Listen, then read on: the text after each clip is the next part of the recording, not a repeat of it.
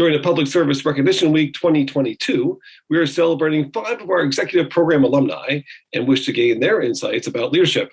Today, we are happy to feature Gentry, Counsel for the South Carolina Senate and Staff Chair for the National Conference of State Legislatures. JJ, thanks for being with us. Hey, Paul, thanks. I'm quite honored that you asked me to participate. Well, you're really an exemplar within our midst, and I'm curious to focus our conversation today around both leadership and the public service side of the House. And as a way to get us started, when your family and friends ask you what you do, what do you say? Yeah, I get that question all the time because a lot of folks don't really understand what my job is. They know I'm an attorney, but they don't understand what I do. So I always tell them I'm an attorney in politics, and I keep it simple and basically say I'm an attorney for the South Carolina Senate, not in Washington. I'm in Columbia, South Carolina. And I work for all 46 South Carolina senators, regardless of whether they're Republicans or Democrats. So I work for both parties, and my job is all over the place. I basically provide counsel and advice and opinions to the legislators and legislative staff and to candidates who are running for the South Carolina Senate. I also do a lot of research on public policy issues and draft legislation, in other words, write laws, and try to do things to improve the situations on those public policy issues. And then specifically, some of the things I do is I actually help enforce the state ethics laws when it comes to senators, Senate staff, and candidates. In other words, what I'm working with is I'm monitoring campaign funds, and I'm monitoring conduct to make sure it complies with the state ethics law. So it's kind of part of my job to keep politicians ethical, which is like herding cats, right? So, but I also I work on writing speeches. I give speeches and presentations on the legislative process. So a little bit of everything, but that's kind of my summary I give to everyone. And then they start asking questions about what does this mean? So that's a great snapshot of where you are. How'd you get to working within the legislative context?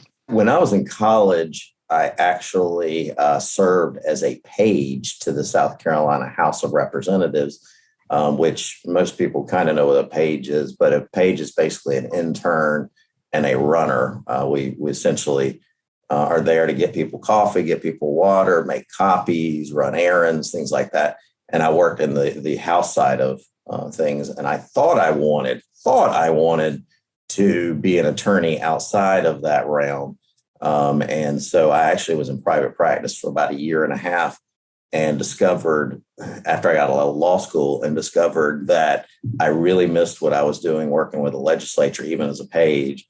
And I thought to myself, if I could be a public servant and do what I did as a page, but get paid to do it as an attorney, I would love to have that opportunity. And it just happened that around that same time, the South Carolina House, several members reached out to me to ask me if I was interested in leaving private practice to come work for the House of Representatives. And I did. And I worked for the House. I've worked for the legislators since about 2001 and served for about 21 years. And I was with the House of Representatives, working on the Education Committee and working on transportation. And then the Senate hired me over to work for Judiciary. And then now I'm playing a role with ethics in a broad sense with everything else. So it was kind of just an experience when I was younger. I fell in love with the fact that you could be a public servant, you could make money doing it, and you could make a difference. And was not in love with private practice because I didn't feel like I was getting that sense of purpose. Cool. I appreciate your journey to get to where you are. Yeah. We all have a journey. It's fascinating to hear those different paths that come into play. Sure. I didn't realize you started out as a page. That's very cool. I also want to congratulate you for your role within the National Conference of State Legislatures. And for those that are listening, you might hear the acronym NCSL, and we're referring to the National Association of State Legislatures. And you're elected by the membership to be the staff chair. Can you tell us about NCSL and what you do in a role as staff chair? Sure. So NCSL, the National Conference of State Legislatures, it represents the state legislatures, all legislators and legislative staff. There's approximately over 40,000 total members. Of that, 7,000 plus are legislators. and about 37,000 are legislative staff from all over the country, including the territories of the United States. And so it's a very large group, and NCSL represents the interest to be there to represent the states and the state legislators in Washington, D.C. In dealing with the federal government, but also more importantly, probably it's a place where folks from different legislators can come together, share ideas, share problem-solving issues, where Republicans and Democrats can put aside their labels and come together to try to find mutual solutions, and a great research database for those who are looking to find out where all the states exist with different policy issues. So, and just very briefly, the NCSL is run by an executive committee that is made up of legislators and legislative staff. And of that, the leadership within the executive committee is made up of staff officers, and the leaders of those officers is both the president of NCSL, who is a legislator, and then the staff chair, who's a legislative staff member. I'm the staff chair for this current time period right now through August. And so my role is to represent the 37,000 plus legislative staff that are members of NCSL, but also to make decisions regarding the overall organization of NCSL. And when you're talking about representing the legislative staff, that includes both partisan and nonpartisan offices. So when we think about the legislature, sometimes we're just thinking about all the partisan politics that takes place within those buildings. But in fact, there's a huge nonpartisan staff, which you're a member of the nonpartisan staff right now in your current capacity, to be able to support the Senate that way. JJ, when you think about this broader topic around leadership within public service, what comes to mind? There's a lot of, when you're talking about leadership within public service, there's a lot that goes into that, because when you're in that realm, especially me being a legislative staffer, I am a leader of within the organization, but at the same time, I work for a bunch of leaders, right? So I work for senators who are leaders in and of themselves. So it's a little different structure. The business world out there might work with a structure where you have a CEO and you work your way down through that. But the legislature and the public service that arena I'm in, I've got 46 bosses for the Senate, right? And I work for all of them, and they have differing views on issues. There's days where I have to write legislation and I have to work on a speech or give an example to someone who's a Democrat and has a very different view than someone I'm working on the speech for them who's writing the exact opposite of that. And so in my role with serving here in public service, again, I have to play into a number of those factors. I have to take them in, I have to think about them, and I have to work that way. But at the same time, I'm also leading a group of my own staff here that I'm having to talk to and explain to them why we're doing what we're doing and keep them in tune with what we're doing. And so there's a lot of different arenas of leadership you're looking at here, and a lot of different players. Yeah, I just recognize on how dynamic those environments are. When you're talking about, taking a typical organizational structure and seeing one specific chain of command, and then put into a legislative context where you have all these parallel chains of command all happening at the same time that have different influences on each other. And you rose through the ranks within that environment and have done successfully well. What's the secret to navigating all this interorganizational structural dynamics? Well, for the most part, there's a few things you've got to get to that point. One of them is being willing to be flexible and do about anything that is required of you. I might be an attorney for the Senate and was an attorney for the House, but that does not put me above anyone else that's part of the structure in my mind. And so if there is no one else that can run to go get coffee for a member, for a legislator, or if somebody needs to make copies at the machine and I need to do it, then I do that. It's part of the work that I do. So flexibility being, using humility and humbling yourself to understand that it's a different chain of command, and therefore you are not the top of that chain necessarily, but you never treat anyone below you any less. So I really have learned kind of to work this field. I think you also have to be interpersonal to be able to work here. I think you have to develop relationships with folks. You develop relationships with the leaders above you who are the elected officials, but you also develop relationships with other staff members. And we're not a huge staff, to be honest. If you count the number of staff, it's not a huge amount of numbers. So it's easy to gain relationships with other folks in the Senate or in the House. But at the same time, there can also be this, you come to work and you get your job done and you leave. And I find that's not always successful in moving your way up the chain, but better yet, to come in here and develop those relationships so that you run into somebody in the elevator and you're chatting with them, and you're asking about their kid. They remember that, right? And so later on, it comes back to help when I have to call them and ask them if they can do something for me, and I've established that relationship, that trust and information, and guess what? They're willing to help. I often call the administrative assistants around here the gatekeepers, because they are the ones who control access to the legislators. And I tell constituents that all the time, that you cannot be rude or mean to the executive assistants or the administrative assistants, because they are the gatekeeper that are going to give you access to those legislators. And I learned early on with this job, those personal relationships with all levels of staff are very important for going forward. And then I also think you have to have a degree to be a leader in a legislative environment. You have to have the ability to delegate. To be honest, when I came in, I tried to do everything myself.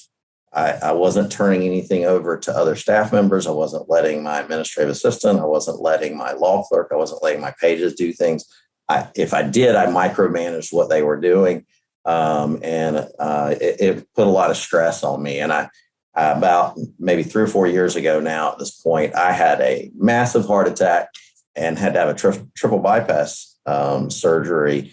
And what everybody always asked me, what came out of that? And my leadership style changed after that, because I came back to work and said, I've got to start delegating. I've got to let people identify people's strengths and weaknesses and mentor them to become better, and to give people an opportunity to prove themselves and their ability to work outside of their job title, right? So an administrative assistant doesn't necessarily just have to do administrative functions, but maybe they can do research.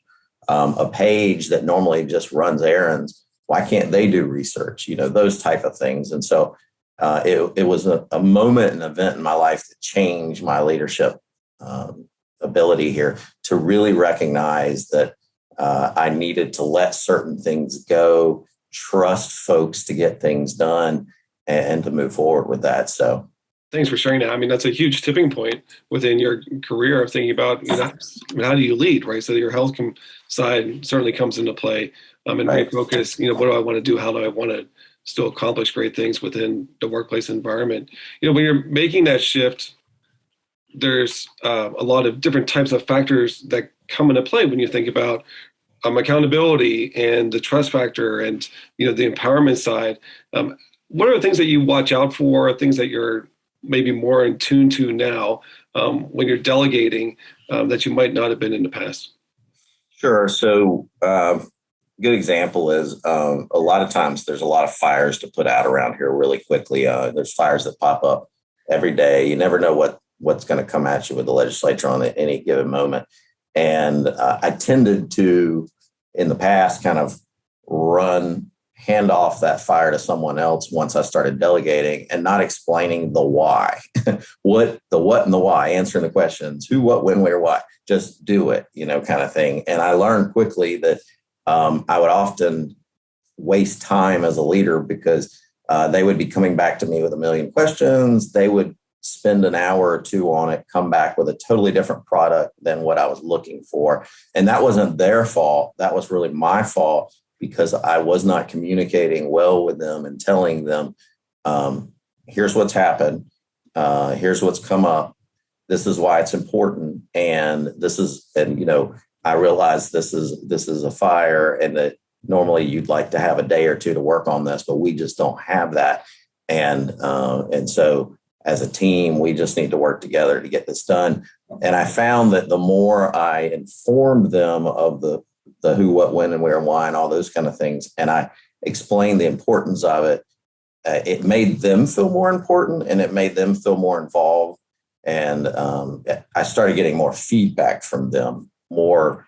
And so it helped a lot in moving forward. And I found that less mistakes were made. There was less wasted time. And that the projects were getting done better. And that wasn't because, again, they were doing something wrong. I think it was something I was doing wrong in not really bringing them into the team as someone who deserved to kind of know what's going on. Just barking commands at them was what I was doing. So I've certainly identified that, and I think it works well with any situation. I think in terms of what you're trying to accomplish, especially when it's a I need this right now kind of a situation, an emergency situation. And I've also learned that it's really important to make sure that I don't overlook the talents of some of the folks. I've had a page before that was very talented at interpersonal skills, and I identified those talents, and I had her start being the person who handled a lot of constituent matters because I didn't have time to sit on the phone for an hour with a constituent necessarily, but that doesn't make that constituent any less important. So therefore, I found that she had that skill and she enjoyed sitting on the phone with them for an hour and then would bring the issue to me, and I would work with her to make it her project to help solve this person's problem.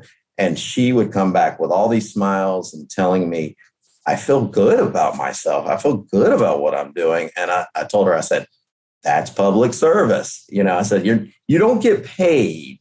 I rarely ever hear anybody who's in the field of public service as a leader or otherwise who says, man, I make a lot of money. I got, this kind of thing. You don't get paid. But when you get that thank you from a constituent, that thank you from a senator, when you get that, it feels wonderful. I'm one of those persons with, I read the book, The 5 Love Languages, and quickly found out words of affirmation are my love language. And so I like the words of affirmation, but I give a lot of my staff that I work with as much words of affirmation as possible. And I feel like that builds the team. So, man, JJ, I feel like we could be chatting all day around this leadership stuff and just totally geeking out, from this idea of relationships on, how you think about the broad relationships, interpersonally, and also recognizing the strengths that others bring into the mix, and getting into the space on, how much lead time are you doing when you're delegating work? So you're setting up this environment for success. So you don't have to be there micromanaging, giving people the information they need in order to make wise decisions and to be able to advance the conversation forward, et cetera. I have maybe two questions. A question around rituals that your office might have or traditions that celebrate successes. Do you have one? We do. Again, every day we kind of do a lot of appreciation of one another, express that appreciation, say thank you, and work that way. But we also we do things where we celebrate. When I came into this office, I set up where first thing I do when somebody's hired, when's your birthday, right? And so I get that kind of information, which is a personal celebration, not so much about the successes of the projects, but it's a personal celebration of that. I recognize administrative professionals day, things like that we work on. We even do an NCAA March Madness bracket, and we have a winner within the office. There's no betting. There's none of that involved, but we give out a certificate. And recently, our administrative assistant our executive assistant, Margaret, she actually won that. And so I give out a certificate and she's got it up on her board in there. So that's her most proud moment recently is she shows it off to everybody. But in terms of the successes of the office itself is that if I get a compliment from a senator about, man, you did a great job on this legislation. Man, you did a great job on this research, for example. I could very easily keep that for myself and just say, yep, that's wonderful. But I always try to tell those senators, if the administrative assistant or my law clerk or a page worked on that, and that was really their project, I tell the senators, or in the case of a business, I guess, I tell the customers, that this would be, this was not just me. This was so-and-so. And I name them by name, that staff person, and identify them. And usually the senators say, well, will you please give a thank you? And if I run into them in the hall, I'm going to say something to them. Appreciate the time they put in. So I think sharing the successes, and especially when you get people who say something positive about the work you're doing with the folks who are part of that team, I think it's a big deal. And then, we do with legislatures, our legislature runs from January to June, and we work our tails off from January to June while we're in session. And usually towards the end of session, one of the things we'll do is we'll go out and have a dinner and some lunches and celebrate the end of session and all the work we've done and that kind of thing. So that goes back to the interpersonal, but really I think it's just making sure they know they're appreciated and making sure that if we've done something successful, if a senator is happy for it, that they get credit for that. And, and it builds on them. And I share that with them. I share that with the staff that I work with. So I want to ask you about this NCAA bracket because I was still alone. So I don't think I would have got the certificate if I was in your office. JJ, best piece of advice you've ever received and or a piece of advice that you want to leave with all of us in public service? Yeah, I think the biggest thing for me is that when you are in public service, that you remember as a leader why you got into public service, because it can be tough as time goes by.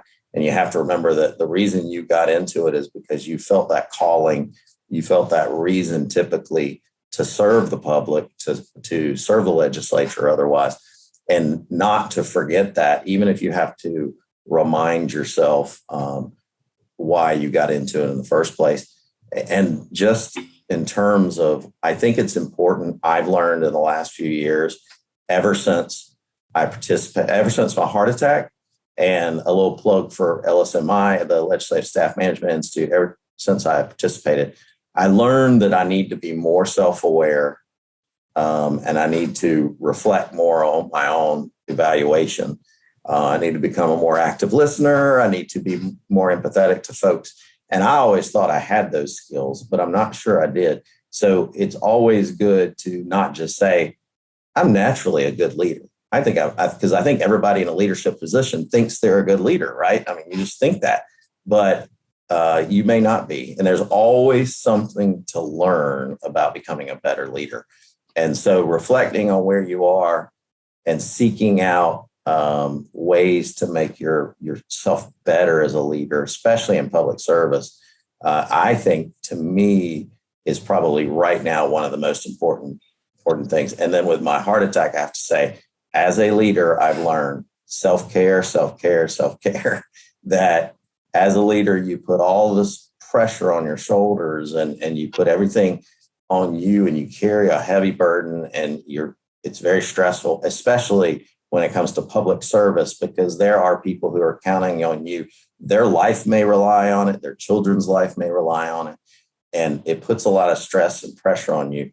But you as a leader have to be self-aware of that pressure and that stress. And you got to find ways to care for yourself. So I would say in the last couple of years, that's the things that are most important to me. JJ, thanks for all your work in advancing excellence in public service as you model, inspire, and lead the way. Thanks for being with us, and happy Public Service Recognition Week. Thank you. Thank you for inviting me on, and it was quite an honor.